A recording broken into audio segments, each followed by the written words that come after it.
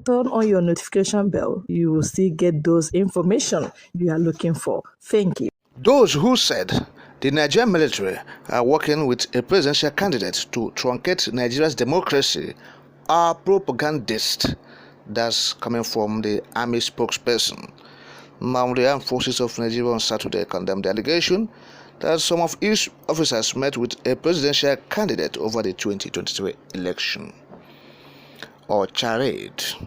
Former Minister of Aviation Femi Fani-Kayode alleged that the Atiku Abubakar of the People's Democratic Party, PDP, and top military personnel met, but a rebuttal on Saturday evening by Brigadier General Tokro Guso, who is the acting director of Defense Information, denied the military was involved in a plan to disrupt the general polls. According to the spokesperson, wicked and very malicious propaganda indicated that a so-called Thursday meeting plotted a coup d'etat to establish unconstitutional order. The armed forces expressed dismay that politically exposed persons can denigrate themselves into joining agents of destabilization and violence in making false claims just to heighten tension in the polity. The director stated that the military that is loyal to the Constitution of the Federal Republic of Nigeria will never be part of any evil plot against democracy. So that's what the army is saying. Because, like I've said, Femi Fani-Kayode of the People's Democratic Party have alleged that, look, that the army or the military, they are having discussions with Atiku Abubakar on how to truncate democracy, carry out a coup d'etat. And so, the army is saying they are loyal to the Constitution. To which Constitution? Nigeria Constitution. The Nigerian army is loyal to one man who said he is the commander-in-chief of the armed forces. They are loyal to him alone. They are not loyal to the Constitution of their country. They obey him. They take orders. Look, if the man says anything that contravenes the Constitution, they will obey it.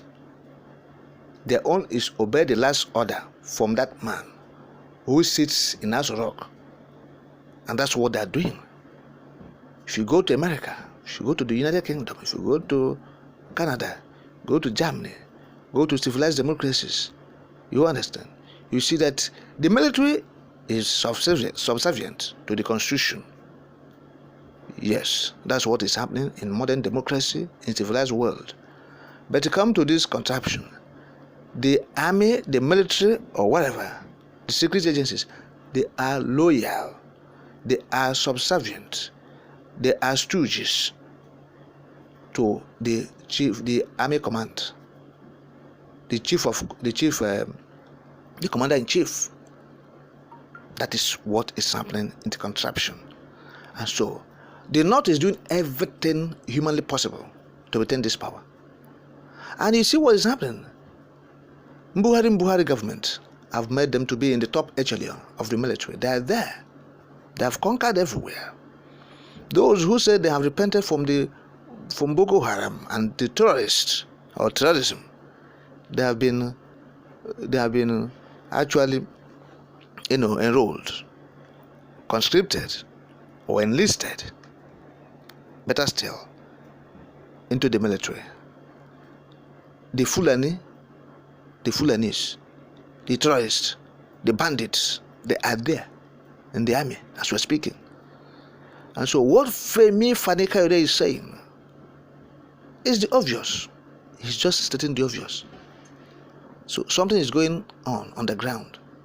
If you like, you can argue it, but what the man is saying is the obvious. Make your findings, make your research. You will understand that something is going underneath. You think that these people, they are not joking. They want power at all cost. They want power at all costs, and they are willing and ready to do anything. People that use insecurity to reclaim power from the southern Nigeria, insecurity. They killed their brothers. They killed everyone there, those both foreigners, visitors. Boko Haram, no mercy now. It doesn't know foreigners, natives, they were going down. 2012, 2013, 2014, firing and firing, killing people everywhere, bombings, atrocities being committed, only to push out someone who is in power. Then, just to push him out. That's all. So people who can do these things, people who can go to this point because of power acquisition, so what then is too little, or what is too big for them to accomplish? So we are not ignorant of the fact that they are doing some dirty things. It's game up, it's game up for the country, sincerely speaking. Those who are thinking that, oh, our country, our dear Nigeria, oh, what Nigeria, how are you going to make it work? Oh, this election is coming, let us vote this person and the other person to make it work. Who is ready to work with you? Who is ready to make it work with you? Who is ready? Are you going to do it alone? So those people are working on the ground to usurp power. People are going to the polls. People are campaigning. People are moving from one end of the country to the other, convincing Nigerians, telling them that they can turn this around, that things can be better for them. Others are not doing that. They are doing wuru-wuru, kurikere movement with the army to usurp power. And so that is what is happening. We have to bear all this in mind as we approach this D-Day of this monumental charade, because that is what is going to happen. Monumental charade. We have to bear it in mind that, look, these are what they are plotting. This is what is going on. They have tagged them propagandists, those who have exposed them. It's not like propaganda here. These are the things happening. They are real issues. Those who said they have been defending democracy is a lie. Anti-democratic elements, that's what the Nigerian army. They are anti-democracy. All they have been doing since 2015, anti-democracy. Yes, all the invasion, the worst, of their doings, the albatross. Even the Transparency International have said it. Yes, talking about their brutality, their belief about human rights. So the army abused people, abused the rights of Nigerians, particularly in the southeast. And so you are saying you are pro-democracy. When you come to the southeast, all you do is to abuse the rights of the people. Their fundamental human rights. Dehumanize them. Treat them like, prisoners. Not even prisoners is even better. Condemned criminals waiting for, to be destroyed. Condemned criminals. That's how they treat people in the southeast. Once you invite them for one military engagement or the other, they will take people as condemned criminals. They treat them like condemned criminals. So it's the same army saying they are pro-democracy. They are working to preserve democracy. There's nothing like that. This thing is true. They are plotting to destabilize the country unless they win. If they have seen that the thing is not going in their favor, their plan is to scuttle it, destabilize the country, plot a coup and usurp power.